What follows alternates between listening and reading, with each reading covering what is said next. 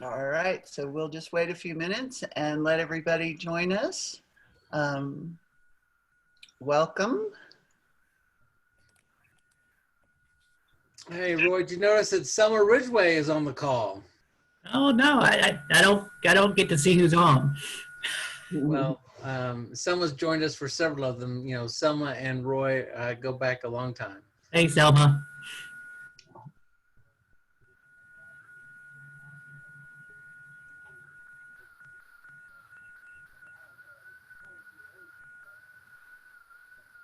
And then we've got a family, the Vignes, who I don't know if they've missed a single webinar. So that's been fun. Mm-hmm. That's great.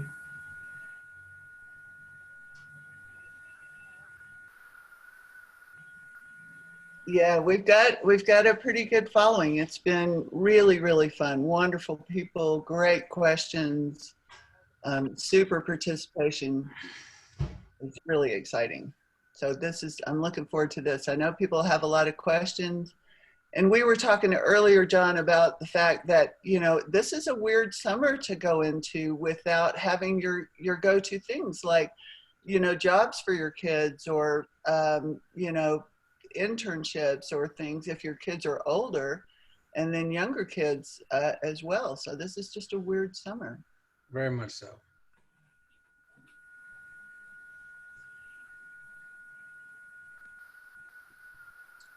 So we're just going to give it a few more minutes and let everybody get in. See what's happening.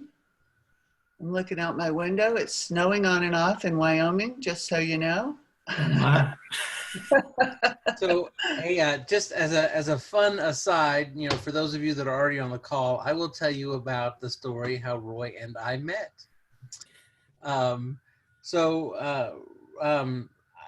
In Atlanta, if there was a funnel and people start at the top of the funnel trying to find good information or help for their kids, eventually they all circle down and find Roy. And so people just started saying, oh, you got to talk to Dr. Sanders. You have to talk to Dr. Sanders. You have to talk to Dr. Sanders. So eventually I was able to schedule a lunch with Dr. Sanders, and we met at this little barbecue place, and they served the barbecue sandwich with the rib was still, the bone was still inside the rib sandwich. What's the name of the place? Do you remember? Pig and Chick. All right. So apparently that's a thing in Atlanta. So you've got to eat around, the bone. And so we're talking, and, Roy kept asking, well, so do you work with, quirky kids? And I said, yeah, I think, you could describe lots of our kids as being kind of quirky. And at some point during the conversation, I offered to have him join us for a family weekend to just sort of get a sense of who we are and what we're doing. And he asked if he could bring his family because he does in fact at home have some quirky kids. And that was how many years ago? Maybe I don't know, 10 at least. Yeah. 9 or 10 years ago. That was 10 years ago. And along the way, we went from being strangers to colleagues to very close friends. We have vacationed together. Our families love one another. And Roy hasn't missed a family weekend since. And so we deeply appreciate. He's on our professional advisory board. He actually takes my call. And yeah, so I'll allow that to be the introduction. Dr. Sanders was the medical director of the Marcus Institute for years, and he's gone into private practice. What's the name of the practice, Roy? We're Georgia Behavioral Health Professionals now. Georgia Behavioral Health Professionals, and he has been a advocate and a resource for so many of our families. So we're so delighted to have Roy join us. And some of you have submitted questions already. Liz is gonna share those with us, and then you folks are welcome to ask whatever questions you like, and we'll do the best we can to give you thoughtful guidance. Thank you, Roy, for being here. Oh, you're welcome. Thanks for asking. All right, I'm going to stop my video, and then we've got some questions that we started with earlier, and so I'm going to see about finding those. And in the meantime, I want to welcome everybody who's here. Thank you so much for coming. And we want to think about what your questions are as we go along, and just put them in the chat box or under the Q&A, and I will get to those as we go along, and then share them with our panelists as we go. So the first question that was sent ahead of time, and thank you for sending it ahead of time, I appreciate that, is my young ADHD young adult, actually 20, behavior age about 16, does have motivation issues. This expressed itself with a failure at college and suicidal ideation. She started 3 basic jobs and has been fired from all 3. Excuse me. She loved her jobs and thought she was doing great. My questions are, why do young adults with executive functioning issues have such a lack of insight into their issues? She has shown little personal curiosity into her issues, which prevents her from solving her issues. So that's question number 1, and maybe we should sort of start there. Yeah, let's do that. Yeah, is why can't she sort of see that maybe, you know, she is a part of what's happening in her life? That's a tough question. A lot of times, my experience with kids, especially young adults and older teenagers, are they see themselves in a completely different light than maybe everybody else sees them. They don't have that kind of objectivity at this point. That's a lot of that's related to a denial associated with the disability and difficulty kind of understanding how the disability may affect them, or the fact that they just, like I said, they don't see themselves as being disabled at all. Part of the goal for me in a lot of situations like that, and part of the goal for therapy, for therapists, and for self-awareness, is helping the kids develop some identity around the fact that they have a disability and their disability needs some assistance. But that asking for assistance and looking for assistance is a difficult thing for a lot of people to do. And a lot of that starts earlier on, but it certainly can persist even if you start early on, kind of identifying some of the difficulties, not in a way that would keep people from taking ownership of their behavior, but in a way that allows them to advocate for themselves. They still, when they get to be young adults or late teenagers, don't see themselves as having those particular issues. So it sometimes takes that individual therapy work, or it takes, you know, meeting with a job coach or somebody specifically who's going to be working with them around specific issues to help them kind of understand what's going on with them so that they can begin to self-advocate a little bit better. And I would add to that you know, that sometimes, well, you know, you're looking for answers that afford you some control about that, or what you can do to impact or affect some change there. And as they get older, sometimes having really candid conversations about how your day went, and then helping them begin to see very clearly where areas of challenge are, where areas of growth are, how could they take areas of growth or things that are right and move those into areas that are a challenge. But having really candid conversations with these young adults is critical, because you don't do them a service by letting them live in the fantasy of, you know, I'm doing great, when there's not measurable objectives. And so I recently happened upon a construct of, you know, developing kind of a scorecard. These are my weekly objectives. These are the points that I know if I'm hitting these marks, or I'm getting these very tangible, hitting these measurable objectives, then I'm showing progress. And if I'm not hitting those marks, that may be, you know, where these areas of deficit, and continued challenges continue to plague me.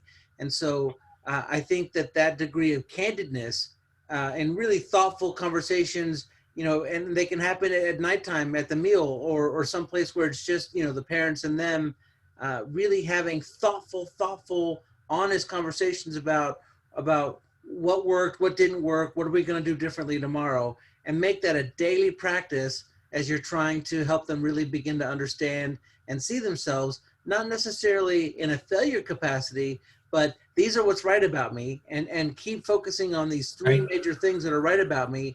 And then these are the ways that I can draw what's right about me into these areas that are challenges. But every single day, that conversation should be happening. Right. It's the specifics that make the biggest difference, I think. Agreed. Great. So the second part of that question is, what resources or programs do you know of for an individual with failure to launch, or ADHD severe, or lack of personal insight, executive functioning issues, binge eating, slow not to produce output, and self-hatred due to body type? She does not have alcohol or drug issues. She's a kind, well-meaning, caring person that just misses social cues. So I guess, and I think that y'all address that a little bit as far as saying, you know, you need to help your child be aware of how this disability can sort of impact them, and make a plan for going forward. But I guess the question is, what resources or programs do you know of that would help with this? Most states have vocational rehabilitation programs, and kids with ADHD can access rehabilitation programs, especially if they've failed in specific job areas like she has. The other area that would be important to look at was, given the problems with binge eating and the hatred due to body type, that's a specific eating disorder kind of issue that needs to be addressed both psychiatrically and psychologically by somebody who can kind of understand eating disorders. In terms of the social interactions and the social cues, doing programming like gap year programming can sometimes be really helpful to kids, putting them in peer situations where they have to kind of navigate situations where they're forced to be more socially engaged, or to pick up on social cues, or where somebody's doing some coaching with them related to social cues in social situations. Having a job coach through voc rehab sometimes can be helpful related to that. You know, I want to remind folks that when they eventually crank back up, you know, Job Corps is a free service that teaches trade skills, and they've got Job Corps all over the country. The one piece I would also, you know, add to that is that you know, that it is so important that you know, that these young people have a chance to kind of reflect on their identity. You know, you talk about wanting to create goals or objectives. What is it you want? Okay, then how do we get there? And it goes back to that previous conversation, you know, about looking at those things honestly, because there are steps along the way, and then sometimes it's just too much fantasy, right? But you know, I often harken back to preschool. All right, and I know we're talking about the end of schooling, right? They're trying to launch, but think about what happened in preschool, and that is that there are some behaviors that began to form because all the other kids were doing those behaviors, and so because everyone else was doing it, they started doing it, and that may have helped because you couldn't help create those dynamics without those peer groups. And when Roy said, you know, making sure that they're around other people, you know, when everybody else is doing something the same way, you begin to think, oh, okay, that's the way that's supposed to be done, and we begin to internalize that. Well, there was that wonderful video where, you know, there's one, like there's 5 unsuspected, there's 5 people that are in on the joke and one person who's not, and all five react a certain way and, you know, begin to immediately leave the room, and the person sitting there who has no reason to leave the room will get up and leave the room because everybody else has. There is power in being around a milieu that is doing something a certain way, and we learn and grow from each other. And so the more time that can be spent finding and creating and nurturing those opportunities, the less work you have to do as a parent to try and cultivate those behaviors. There are more and more specialty programs that do failure to launch kind of initiatives for kids too, depending on the level of failure to launch. There's some, you know, for lack of a better way of saying it, treatment centers. I don't know that it's really treatment, but there's places that will help you address that from a more residential point of view too. Yeah, group homes. There's a wonderful group home just north of Atlanta. I'm going to look and see if I can find it, just for kids with executive function. So yeah, if you can find that, John, just put it in the chat box for me. That would be lovely. So I have a question in the chat box. It's a little bit different, but I think it's important when we're talking about kids whose behaviors are different from other kids. And the question is, in my case, from being told no and don't do this so much, it really affects their self-esteem. So the problem is, you know, how do we not tell our kids no so often that by then, you know, their self-esteem is affected? Does that make sense? Yeah, it does. I mean, there are ways of helping somebody, like John was saying, you know, come up with goals and strategies and looking at what they can do positively and what they're good at. That it's focusing in on the strengths rather than focusing in on the weaknesses and the negativity. You know, every time you find yourself wanting to say no or don't do that, try to find a different way of saying that without saying no, don't do that. Saying yes, do this, or this is the other option that's associated with that. So you're not directly being negative in that situation, but you're offering some positivity. I mean, it's tough because there are going to be times when you have to say no, and other times when you have to say, you know, don't do that. But if you can frame it with a positive initiative at the same time, that's really helpful, I think, in terms of some of the kids that we work with. I know that's something that I've had to learn how to do with my kids, so my kids don't see me as simply saying you can't do that, or no, don't do that, or this can't happen, rather than let's look at ways that we can make this happen or something close to that happen, or what's another way of looking at that. It's about the different strategies associated with that, and that's what builds up self-esteem over time.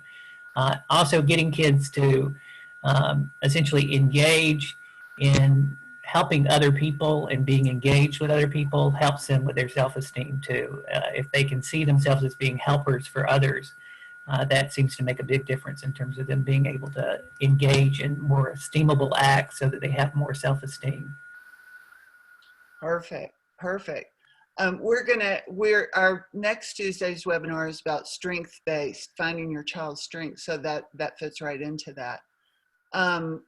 Let's go to this next question, which is, I want to know what to do with my son who is a rising senior and is 17 years old. He's very bright, but lazy and unorganized. He's been through counseling and had an ADHD coach, which haven't been successful. He says he wants to have straight A's and he's more than capable of it, but he's lazy and disorganized and doesn't work hard. I've stopped trying to help him get organized until I got a report card with him having 2 D's and an F. He isn't using drugs or alcohol. He denies that anything in particular is bothering him, but he just can't get it together. He doesn't do anything but stay up talking to friends and watching videos. I've taken all of his electronic devices away from him except his iPad, which he uses for school. I keep waiting for his light bulb to go off, but I don't know when that will happen, and I have given up thinking that something will click overnight. But anyways, he says he wants to go to college after graduation, but I told him he isn't ready and he should take a gap year. He goes to a private college prep school And so he was upset about that idea, but not enough to work harder on his grades. So my question is, should I stay hands off and just let him figure it out? Or is there something else I can do to help? I know on certain level he feels like a failure, but but he is powerless to be different. But then again, he doesn't try hard. So the question is, what does she do? Stay hands off or get more involved? Well, actually, a little bit of both. I mean, it's a both and kind of situation. Um, you, he, if he has specific goals like going to college, it's helping him, like John was talking about earlier, articulate what those specific goals are, and then breaking those goals up, those bigger goals up into smaller goals so that he can achieve those smaller goals on a day-to-day basis, and having him engage with the family or somebody else on a day-to-day basis to look at what he's doing to move toward those goals, not necessarily to organizing, but to helping. A lot of times what these kids lack in terms of executive function can be filled with somebody who provides their executive administration. So, we talk about a lot of CEOs and people who run big companies and have big jobs and everything have ADHD, but what they have that our kids don't have is they have a secretary or an administrative assistant. So helping him set goals and then coming up with strategies related to how you can facilitate him meeting those goals is a way of trying to achieve that. But at the same time, if he's not willing to be engaged or do that, there are natural consequences associated with behaviors and his actions. And I think it's appropriate to let him struggle with the natural consequences associated with that. I would not be paying for college or even sometimes looking at, a private school if my child were not necessarily engaged in that. There would have to be some quid pro quo associated with their performance in order to get my buy-in to what it is that they want to do. And if they don't do that, then they don't get my buy-in, and I don't pay for that. So that's the other side of that. So you have to be both engaged and not rescuing. You can't be enabling at the same time. Mm-hmm. Good point. John, did you have a follow-up or? I do, but they really wanted to hear what Dr. Sanders had to say. So, it is so hard. Liz, I actually have heard you speak on this topic quite remarkably, and that is that it's so difficult to open up the nest and allow for some failure, but still provide a net where mistakes can happen and they can move forward. But I often tell families, and but all of us understand how hard this is, because our kids aren't ready to launch when perhaps we need or want them to launch. But I think it's important to remember two things. The first is that sometimes as parents we make choices that enable our kids. I'm guilty of that. I don't ask my kids to do enough, and in those situations we don't provide them with responsibility, and those responsibilities grow grit, and that grit turns into resolve, and that resolve turns into what we want them to kind of accomplish. And so from a standpoint in terms of how you can manage that is to begin increasing your expectations in terms of what you expect from them. The second, and then try and avoid enabling them. The second is it's always really important to remember that that these kids, these young adolescents, they're still sometimes as much as a third less mature than their neurotypical peers. And so, from an emotional standpoint, they're not yet ready. And there are some stages that they still have to go through before, they're going to be able to launch and be successful. But just like we mentioned in the other conversation, what's critical to this happening in a productive way is specific goals with specific objectives with specific consequences, both positive and negative, if those goals and objectives aren't successfully met. With new plans of actions, this didn't work, let's find a new plan that's going to work, let's try that, and then just keep trying. But you know, where so many families will sometimes struggle in that is that, you know, that there's no real incentive, there's no real squeeze to the youth to, you know, to just not languish, because that's what's easy and that's what feels safe. I want to share, because it's sort of along the same lines. It actually was a response to the previous question, but Susie Simon shared that she's found it to be reassuring and uplifting, to be a reassuring and uplifting feeling for my son after losing a job, because every time my son changed jobs, we focused on the learning experience, not the changing jobs, but the experience it gained. At the beginning, he didn't get it, but now he does. So what I associate that, what Susie said, with what you're saying, to say, it's a learning experience. If I'm not doing well, we need to look into that, and then we need to set some goals, right? So yeah. Well, you know, I want to say, you mentioned Susie Simon. You know, she and her husband really have done the most remarkable job I've ever seen. You know, have those evening conversations, those hard conversations on a daily basis with with their son, to kind of work through, okay, this is what's going on, this is what worked, this didn't work, what are we going to do tomorrow, let's role play that, what are the goals, what are the objectives, you know, you understand, you know, where your difficulties are, where do you see the pitfalls might be, all right, let's take a look, how are we going to overcome those pitfalls, let's practice those pitfalls. And they did that every night, and their son has blossomed into a young man that I hold in very high regard. So it's hard work. You've got to be in the trenches. You do, but you also have to allow for some of that failure, but create that safety net that makes that a learning experience. Right. Beautiful.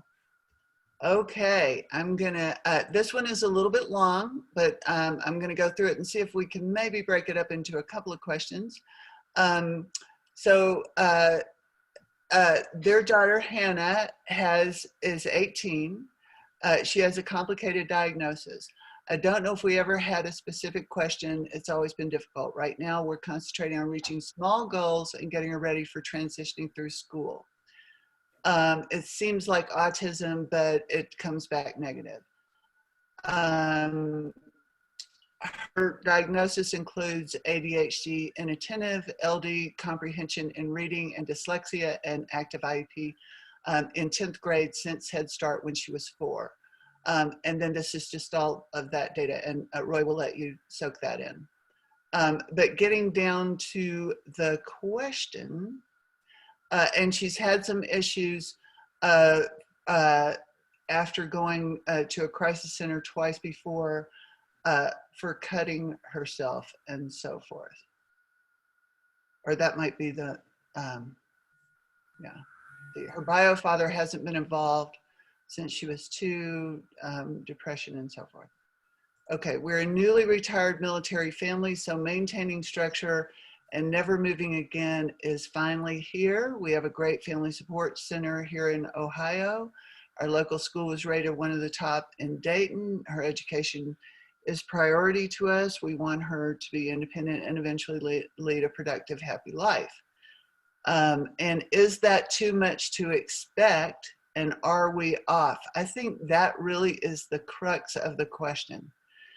Given this child's level of disability, are we expecting too much? We feel like we get stuck in a cycle of negative grief with her. Anyway, there's a local trade school that was suggested, and her therapist, psychologist for her to attend by the high school IEP team and her therapist for her to attend. This is to change traditional high school diploma into a trade school diploma and meet the independent goals We're okay with that. It's been our idea too, since we started understanding what our IEP meant back in 3rd grade. We retired here in Ohio. Ohio has tons of resources to use for her mental health issues, for instance, because we're a retired veteran. My husband's a retired veteran. I'm just trying to narrow it down. They have services, so they have great services, and she meets the criteria for helpless child. So they get a stipend for that. So we continue to support her, maintain structure, offer guidance and love by getting help ourselves to understand. But it's always a constant battle to get her to do anything at all on her own without us, and that's the concern. They're concerned about how they can get her moving forward without constant support. Okay, I mean, a couple of things. I think number one, you've already made some great progress forward in finding a place that's supportive and in coming up with the plan for her to look at vocational education rather than necessarily finishing up a regular high school diploma and doing a regular college degree. With the learning disabilities that you described and everything, that would have been a really difficult, if not impossible thing for her to be engaged in. And if she's on board with that, that's even better. Again, like we were talking about before, and this has been true even with my own son, it's the essence of it is trying as much as you can to follow her lead. Where is it that she wants to go? What is it that she wants to do? If she has significant anxiety about not being with you guys, then helping somebody, finding somebody to help in terms of like a therapeutic setting, help her with her anxiety and managing her anxiety can be really, really helpful. Kind of strategic therapies like dialectical behavioral therapy can sometimes be really helpful in helping her to learn how to manage some of her behavioral difficulties. Sorry about the dogs, guys. One of the things about being at home.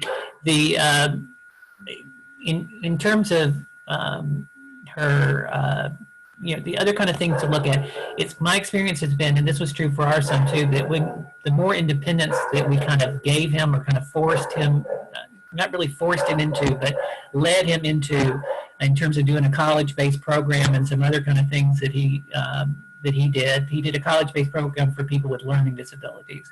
So there are college-based programs for kids with learning disabilities, like your daughter, that might be helpful in terms of her being able to establish some independence and to be more, take more ownership of what she wants to do, where she wants to go, how she wants to be. In terms of being completely independent, she'll probably never be completely independent, but it will always require some support from some people in some environmental setting. But in terms of leading a productive and happy life, there's absolutely no problem with her being productive and her being happy and her being engaged in her life and doing what she wants to do. There's no problem with her developing relationships, romantic relationships and friendships with others and having, a complete and happy life. But she'll probably need some of that support over time. And I'd like to sort of jump in here because I'm a former special educator, and then I taught human development special education at the university level, and I have been in so many IEPs, and sometimes the IEP will set you up, almost set your expectations up, looking at what they can't do rather than looking towards what they can do. So I think we have to be careful as parents when we go to these meetings to be sure that we use that IEP meeting to our child's advantage. And it sounds like that this mom has really done that. Right. But there are a lot of, and that the IEP team is sharing those resources with mom. And that is fantastic because and I'm just saying this to all the parents out there, That's exactly how it ought to be used, because otherwise there is a big drop off between high school and your future. You know, the transition plan, if it is not well written out, there is a big drop off. So you have that resource now for every parent that's in high school, you know, of kids who are in high school or even junior high to look into. But be careful. I mean, I just want to say, sometimes when you're in those meetings, sometimes we don't point out all your child's strengths. Sometimes we want to make sure that we have addressed, you know, the challenges, but also remember your child has a lot of strengths, and those strengths will become more apparent as they move towards adulthood. So I just want to throw that out there.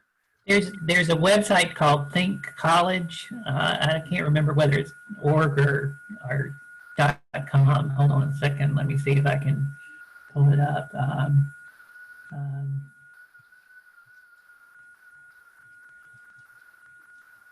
But there, if you Google Think College, you'll come up with it's a national organization that's dedicated to developing and experiencing improving inclusive higher options for people with intellectual and learning disabilities. If you just Google, what I did was Google Think College, and it came up. Okay, perfect. I typed it into the chat box, so people can, I just typed Think College in there so people can look at that and see. We have a question in our chat box, which I think is a really, really good question for where we are right now. And so I'm gonna stop my share for a moment and go to the chat box. And so Mary Jo has asked, thank you for providing this forum for conversation. I've got a 13-year-old, and maturity wise, she is around 9. She is terrified of the COVID virus, and we are no longer watching the news. Having honest dialogue is difficult with her as she avoids any resemblance of a difficult topic: relationships, puberty, school, homework, all of that. How do I encourage it without forcing? So we want to know how to have those difficult conversations without our kids raising their anxiety or you know, shutting down or running away. I guess I'm just sort of adding that, but that's my interpretation. I'm going to jump in real quick, and then Roy, I'll let you take it home. The second answer to that question that is so critical is the idea that you begin to create a pattern and a standard of conversation so that you are weaving it in, that you're not going to then come home and say, aha, I've got the answer. Dr. Roy and Big John said we're going to do it this way from now on, so it's going to be different. You subtly start creating a format where these conversations are happening, and you push a little bit, and then the next day you push again, and you just start to slowly incorporate this into your family culture in a way that eventually it begins to happen. I think in another conversation in the chat and things I've heard families say is that it was hard at first, but eventually, because of the repetism and the engagement and the continued effort, you begin to sort of chip away at the ice until you get to the very core of what you're trying to accomplish. And you can only do that by your steadfast dedication to nurturing that process and making it a standard operating procedure for your family and bringing it in incremental steps. I'll step back, Roy, and let you take it home. There's a therapy called exposure response therapy that's utilized for kids with anxiety or adults with anxiety, where you're coming up with exposures associated with things that make people anxious, and you're gradually pushing their level of tolerance associated with those exposures. So that fits really well with what John was just saying. A couple of things to consider. If the anxiety seems out of proportion or unreasonable for a kid her age or a kid with her difficulties or struggles, then you might want to look at whether you need to have a medication check or have some sort of therapy involved associated with helping her manage her anxiety. If her anxiety is such that it's just that she wants to avoid those topics, doing that exposure and gradually weaving in those topics, those ideas, can be really, really helpful. Like with our kids, you know, we started early trying to talk about some of those difficult subjects like puberty and drugs and alcohol and sex and, you know, et cetera, and education and jobs. And that was helpful then later on in terms of talking about that, because they kind of expected us to talk about that. They still might at times want to avoid talking about it, but they tolerated it better talking about it with us because we had been introducing it over time. But those would be the two things to assess the level. The other thing is I've found over time that it's my anxiety a lot of times that keeps me from addressing things that need to be addressed as opposed to my kids' anxiety. You know, finding help managing my anxiety can be helpful in terms of addressing some of those issues, especially like with the you know, with things like the pandemic. You know, my anxiety about the pandemic is going to make me more likely to cause issues in the conversation related to the pandemic with somebody else who's also anxious. We're going to feed on each other's anxiety. So managing your own anxiety can be really helpful. That's exactly right. And I think it's hard for everybody right now. I think it's great, you know, that they've turned off the news. That's kind of a yeah, that's a positive. I think sometimes kids really can understand things better when you try and create, you know, pictures instead of just listening to words. And so, you know, if you were to draw a giant circle and then put, you know, this is the community, and then a tiny circle that this is the number of people who have it, and then a little dot, and this is the number of kids that, you know, you begin to try and create some perspective. Right. That might be helpful.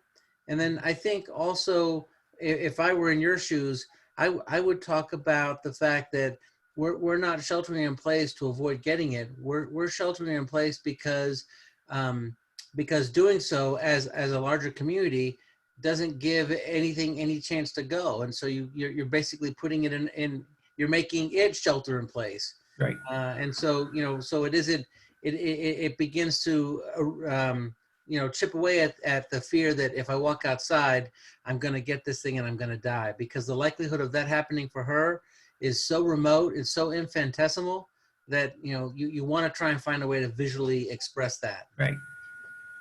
I'd like to ask a question about, you know, just sort of generalized anxiety, and because it does seem like right now everybody is very, very anxious. And so what are some things that you recommend, you know, that parents can do with their children, or, you know, just to sort of address that? Are there any, you know, exercises or any, you know, recommendations that you make to people to just, that they can do at home, maybe together, to keep their anxiety down? I don't know.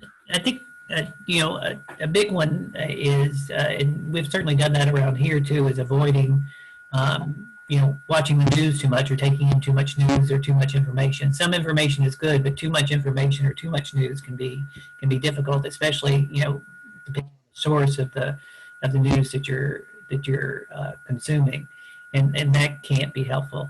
The other big thing that we're doing is everybody is engaged in some sort of activity, exercise activity, you know, walking or running, or my son who's home from college, you know, lifts weights for an hour or an hour and a half every day in a gym that we set up in the garage. You know, so having that kind of exercise is important. Doing things on a regular basis, having a routine is really important. Having something to do. If you don't have something specific to do, coming up with things to do. My son who's home from college, you know, has finished his classes and is waiting on summer classes to start. So I come up with jobs, you know, for him to do around here so that he can stay engaged and stay involved. You know, and like I said, waking and sleeping on a regular schedule. If you're having trouble with sleep, looking at, you know, what's going on with the sleep, maybe doing something like melatonin to help with the sleep can be helpful. And like John was saying, looking at the risk factors associated with the virus and with sheltering in place in a realistic fashion, and understanding that it's not a forever thing, that it's only a temporary thing, is probably the most important strategy. And coming to helping yourself come to terms with the fact that we don't have any control over what's going on right now. The only thing you have control over is yourself, and managing yourself, and being part of the solution rather than being part of the problem, like John was saying. Right, right. I think that is wonderful advice. It is kind of scary. I'm going to come back on. It is kind of scary knowing that you don't have any control, I think. But on the other hand, there's so much we don't have any control over. Right. I mean, you know, and that's just one of those pieces. So I just want to remind parents, if you have a question, if this has bubbled anything up for you, to please go ahead and type it in the chat box, or in the question and answer box. Mary Jo, who had the question about her daughter being worried about COVID, said thank you very much for that wonderful answer. And so we'll give people a couple of minutes. Are you noticing people being more anxious, or kids being more anxious during this time, Roy, in your practice? Oh yeah, I mean, I've had several kids. There are some kids who we were talking a little bit beforehand, who initially, felt like, they were on a permanent snow day, so everything was wonderful, Yeah. and weren't worried about it. But the longer things have gone on, the more anxiety that I've seen. I've had to, I have one little guy that I work with who had autism, who needed a special letter from me to allow him to go out of the house because he was worried. He was worried that if he went out of the house, something would happen. So he needed a letter from a doctor saying it was okay for him to go out of the house. He wasn't only afraid of the virus, he was afraid that he might be arrested because you were supposed to shelter in place. So depending on the kid's difficulties and their rigidity and some of the other things that are going on, it can be particularly difficult.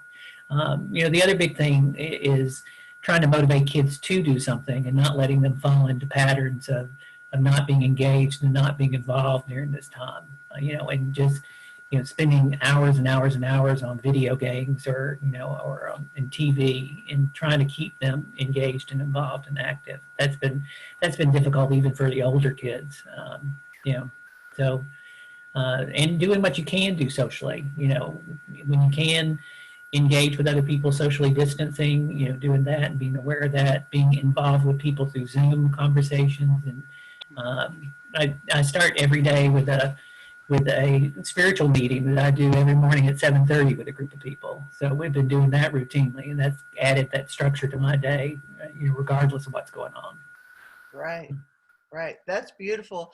We've been doing family Zoom meetings so that the kids can see, their family that is, not right here. And that's been really helpful, hearing how other family members are coping around the country and, what's going on. And I think you're right. Just seeing other people makes you not feel so closed in. But that lack of motivation thing, that video game thing, what do you share with people about how to get past that, how to get kids out of their room every once in a while to engage with the family? Well, I mean, sometimes it means just not having access to the video games at that particular time. Our particular service, the Verizon service, allows you to turn off specific products or specific things that are running off your internet. And so you don't turn off the whole internet, you just turn off that one particular product or that one particular item. So you can do that, and that then allows, this is going to be the time when this goes off, and you let it know ahead of time, let people know ahead of time, this is when this is going to be going off. And so our expectation is for us all to get together and eat, for us all to get together and to work on a puzzle, for us all to get together and do a walk or whatever else. In this day and time, there are so many, attachment products that you can help to regulate that, so that they become the arbiter instead of you having to do it every single time. Right. That would be very healthy for the dynamic. My son Jay is he's particularly challenging in this aspect because, he will still get out and do physical activity. He's still finding the time to play tennis every day. He's an AB honor roll student, but that kid spends more time on the computer than I really want him to. And I said, boy, I tell you what, Jay, this, it's quite telling that your life hasn't changed much because of COVID, because of the amount of time you spend, interacting with your friends on the computer. And, but what I struggle because he follows through with his responsibilities, his chores. He's keeping his grades up. He's staying active and athletic. He just spends every other waking second on the computer. And it's, we had a huge battle recently about bedtime, because he's now, he's 17 and coming up on 18. And, he's like, I do not understand why you're trying to regulate my bedtime when in this post world, I don't have to be up at 7 o'clock in the morning to get ready to go to school. Why can't I function in my, and so we had a huge debate. He wrote a proposal, the proposal system, and he listed some very compelling points about his sleep patterns. And I shared with him some compelling data I had. We're still in the negotiation phase on that one. But Roy knows just how strong-willed Jay can be. Yeah. He's a smart cookie, man. Yeah, and I have the same issue with my son with developmental disability. He doesn't have a job during this time, and he's always worked, and so now that he's not working, he's spending a lot of time on the computer. And I'm torn as well because he does get some social interaction and social engagement via the computer that he wouldn't necessarily get otherwise. And he is still getting out and walking every day. He comes over. He's in his early 20s, so he lives next door to us in his own apartment. But he comes over every night and eats dinner with us and is engaged and sticks around for a while. So he's staying involved, but it is a struggle. I think he spends way too much time too. We have a couple of questions I want to get to real quick before we have to sign off. But the first one is, this person has a son who's 13 and has no interest in girls. Do I force the sex talk? And if so, how long? Yeah, you don't ever really force the sex talk, but one of the things that you do is you kind of talk about sex at all the time while you're going along, so that sex and sexuality and issues around sex and sexuality are just part of what you're talking about. Usually, we were really lucky in our faith community to have a Baptist minister who was actually a sex educator who did sex education for the kids based on their age and took them in separate age groups and also did work with the parents associated with that. There's a program or an educational program that came out from the Unitarian Universalist Church called the OWL program, OWL, that talks about sex and sexuality from a faith-based perspective that can be really, really helpful in terms of that. So sometimes doing those things in groups, and having the peer interaction and engagement is the way to kind of approach that subject. But the other thing is just to work with yourself about not being afraid of talking about sex or not being afraid of talking about sexuality, talking about things like puberty, talking about things like masturbation, talking about things like pregnancy, just like you would do about drugs and alcohol. Right. And that's kind of hard sometimes. I think that's hard for parents. So we have a couple of more questions I want to get to. Some are supportive of what we've already said, so I'm going to try to keep those in a different sort of way. But what can you suggest to help with disciplining and also skills to train them to stay on task? I have two kids on each end where one is very hyper, even with meds, and the other who is a daydreamer. So I'm thinking They have some tasks to do. And this sort of wraps into another one who said their son is always forgetting. He's got a list, he's got his tasks, and at what point are they just forgetting, or they're really forgetting, or at what point are they being kids and going, I don't know, I forgot, you know? I mean, so. Roy, would you answer that one? Because Landry is the most forgetful little thing on the planet. And it's always like, oh, I forgot. And she's so sweet. It's hard to be like, oh. That you know, part of the answer in my mind comes down to the economy. It depends on the economy that the kid is operating under. If the kid has enough motivation associated with their economy, so that the reward, the payoff is going to be enough associated with whatever it is that they need to do, then they're going to be more likely to do that. So, you know, the short answer is, you know, make sure that the kid is adequately motivated, you know, the best way you can in order to get them to do what you're trying to get them to do. The longer answer to that is that it's hard to motivate kids and know what motivates them. So you have to talk with them and understand what their motivation is. And sometimes they're just not going to be motivated. And you have to decide what hills you're going to die on in terms of, you know, what's going to be something that you really take them to task about, and something that you really want them, and something they really need to do, versus something that it would just be nice if they did do it. You know, so that's the big issue. But coming up with the motivators and helping them come up, and the other thing, sitting down with them and coming up with strategies on how they can remember. So you seem to forget that you need to do these things all the time, and you have these lists or anything. What's a better way of us doing it? The list is not working. Is there another way that we can get you to do the things that you need to do?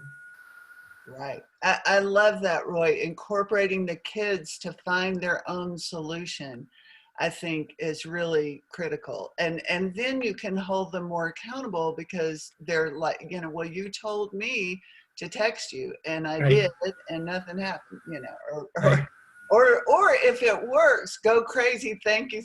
Oh yeah, exactly. Yeah. Make a big deal out of it when it does happen, you know, but everybody's going to forget things, you know, and like you said, the task a lot of times is figuring out whether it's willful forgetfulness or it's purposeful use of forgetfulness as an excuse. Right. So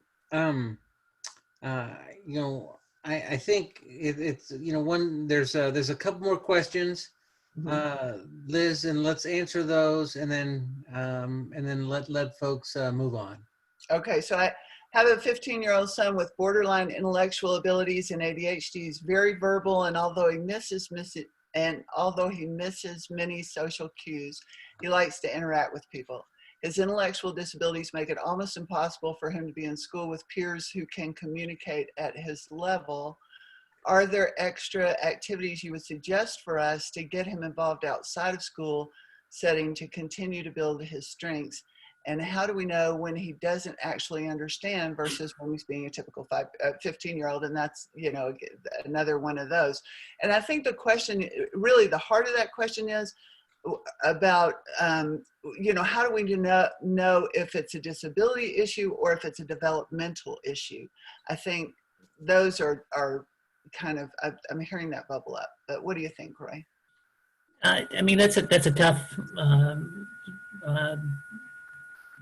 dilemma, you know, to figure out, you know, what.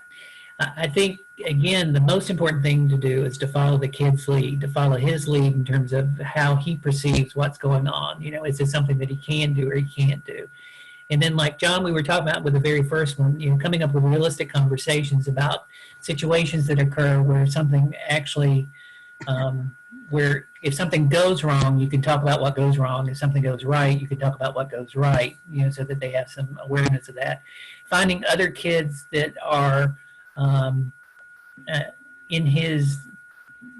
operated his same developmental level or his same intellectual level, or, you know, is really important too. So having groups of kids who have some similar struggles or have different struggles, but they still have struggles, can sometimes help with that identification. Our oldest son, Frankie, who I was talking about earlier, when he went to SOAR, was the first time that he met some other kids who had a diagnosis of autism, that he was actually able to hear that they had a diagnosis of autism, and the other kids told him that they had a diagnosis of autism. So he was able to take more ownership of that diagnosis at that point and kind of understand and talk about what some of the difficulties were associated with that diagnosis than he had been prior to going to SOAR. So You know, that was... I think it's yeah, Roy. I think folks might benefit from the story that I'm going to ask you to share now. But I think it's also important to not create unrealistic expectations for your kids, but then also not to set the goalposts so low that you don't allow them to try to do things. And you know, Roy, do you want to talk about chess? Oh, so in third grade, Frankie was in school, and there was a chess club at school, and he was determined that he was going to be part of the chess club. Now, on paper, Frankie has an IQ of 55, which is not borderline intellectual functioning, but a mild intellectual disability. He functions at a lot higher level than that in some ways, but that was it. So I was saying to him, you can't be in the chess club. You're not going to be able to do chess. You're just not going to be able to do. This is one of those things that you're not going to be able to do. You're not going to be able to do chess. Somewhere at school, he found a CD that he was able to put into his computer that taught him how to play chess on the computer. And then he later on, he taught himself how to play chess. He started going to the chess club, and lo and behold, he started beating everybody in chess.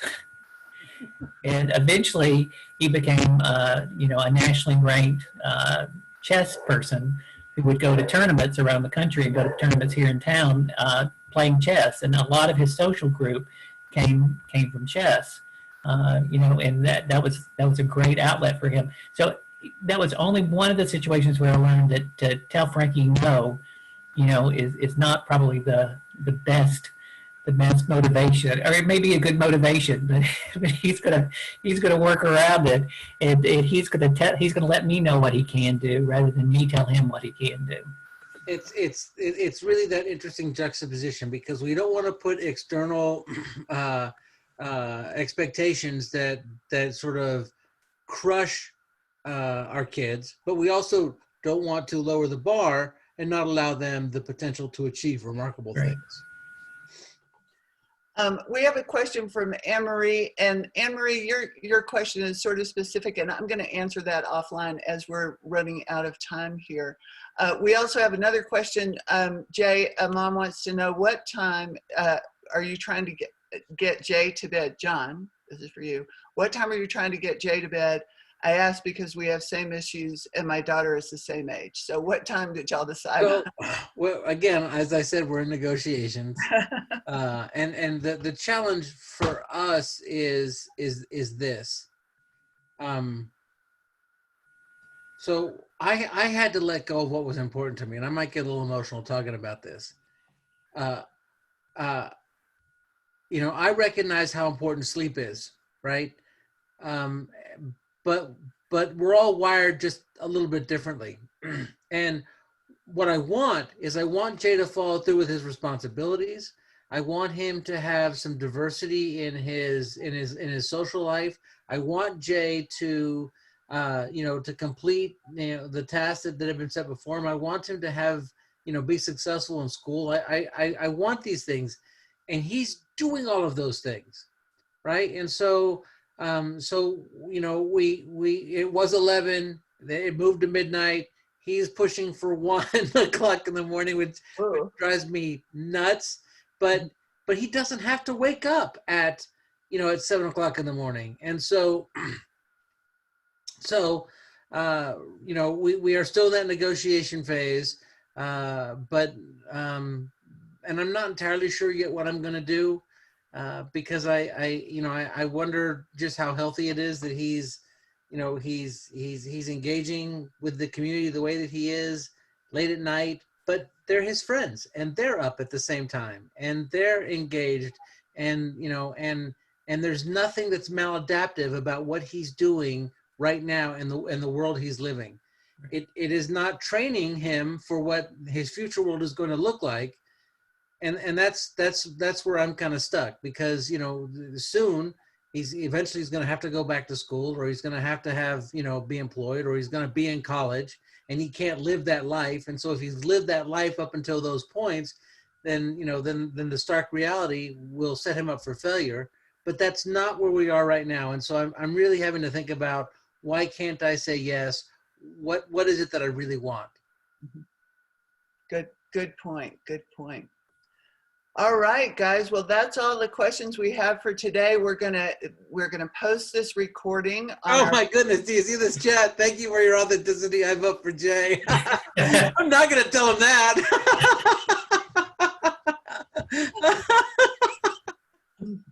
Oh, thank goodness. Yeah. So wow. I think this has been such a great conversation. The parents do really, they do so relate to your honesty and openness about that, because it's a struggle for us all. It's a struggle for us all. So thank you, everybody. If there's no other questions, I'm going to. I do. I have one last question for Roy. Okay. All right, Dr. Roy. Dr. Roy. So Lantry has stopped taking her medication, right? And that's part of why she's so forgetful, that it's been tough to kind of get her to focus on things. But she's not at school, however, what we've seen is, I call her a messy Marvin. I mean, if Landry's been someplace because there's a mess, but since she stopped taking the medication, her room is incredibly organized. She picks up after herself. It's been a really interesting. Could that be because she sort of changed and that matters to her more, or could that be related to the fact that she's not taking her meds? It could be a little bit of both. I mean, the medications, depending on the medication that you're on, can make you hyper-focus on things that you're trying to hyper-focus on, so that gives you less time to kind of do those other things like clean up your room and stay organized and everything, if you're focused in on getting schoolwork done or doing other things, and this may just allow her some different priorities and different space to do that.